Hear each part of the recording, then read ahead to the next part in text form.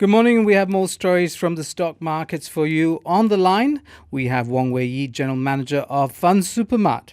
Good morning, Weiyi. Just want to focus on Thailand and Indonesia today. The SET index hasn't done well this year, down 6%. And also GDP hasn't been doing well as well. They were taken over by the military. What do you expect in terms of Thailand's economic growth? I think we can talk about the index first. I see that the index has been down 6% on a year-to-date basis. Three sectors basically drag down the performance of the SET index, namely the property, petrochemical, as well as the banking sector. Property sector, the broad economy of Thailand is not doing so well, so banks are cautious on dispersing mortgage loans. Developers are facing sluggish growth. That's why it didn't do well. Petrochemical, I think we all know that the low energy and gas prices have hurt the oil and gas sector throughout the world, and of course in Thailand it was not spared. And lastly, on the banking sector, we saw a surge in the non-performing loan in September, largely due to the largest flat steel manufacturing company in Southeast Asia defaulting on about 50 billion Thai baht worth of loans. So given these economic conditions, I think for the banking sector we can still expect further decline in the asset quality as well as NPL loan. For the GDP growth numbers, it grew at a slower rate in quarter two as compared with quarter one. Manufacturing has not been doing so well. Exports, we have seen 9 consecutive months of decline. Business sentiments as well as consumer sentiments are very low. So the Central Bank of Thailand has actually revised downwards GDP growth numbers a number of times this year to arrive at 2.7% expected growth rate for 2015 in their last meeting in September. I suspect in quarter three numbers, tourism will be a drag because it has been affected more severely than expected after the bombing accident in Bangkok. So in quarter three, we will likely see a marginal worsening of the GDP numbers. Now, the Bank of Thailand is expected to meet later today. What are your expectations on interest rates, especially given the background that in the US, the Fed is also thinking of raising interest rates? Yeah, so the Fed is thinking about raising interest rate, and Thailand probably needs to weaken its currency to stay competitive with its neighbors. And given that there is hardly any inflation right now, which gives the Central Bank of Thailand a good window to lower interest rate. However, we note that the household debt to GDP ratio is high, so fueling consumer borrowing at this moment may be dangerous. And you have mentioned that Fed is going to raise a hike.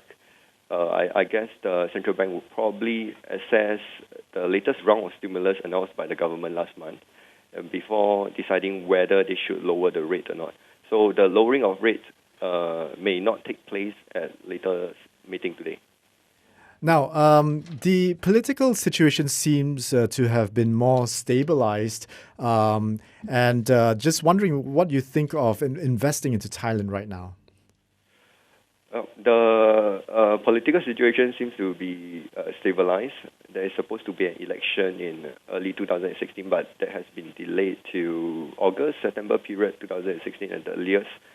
For now, we have seen that the government has previously focused on infrastructure spending and attracting foreign investments.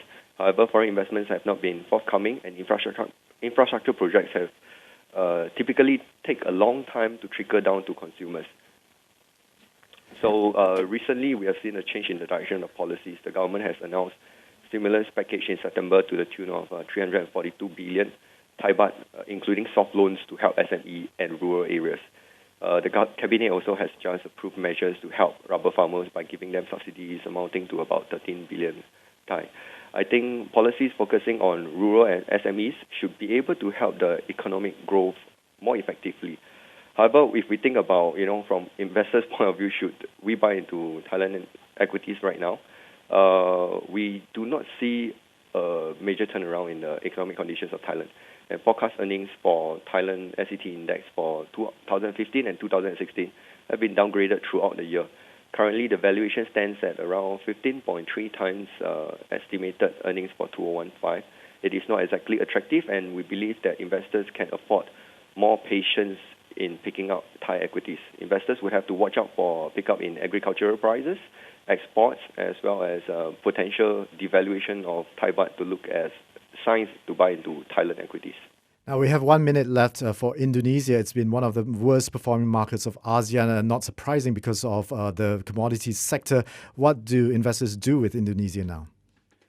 I think, yes, on a year-to-date basis, oil and gas sector certainly took a toll. Energy prices have remained low. Staples have also taken a hit as agriculture like rubber and palm oil remain weak. So in general, investor sentiment in Indonesia is low. Foreign investors have been selling out of Indonesian stocks. Q3 saw foreigners withdrawing $1.2 billion from the stock market, the biggest sell-off in 2 years. The economic numbers, growth numbers are not too strong. So although the index has fallen significantly, we don't think it is necessarily a bargain. We are neutral on Indonesia, and there is no near-term positive catalyst for Indonesian stocks. And the valuations of Indonesian equities are not exactly cheap at the moment. Thank you very much. That was Wong Weiyi, General Manager of Fundsupermart Malaysia.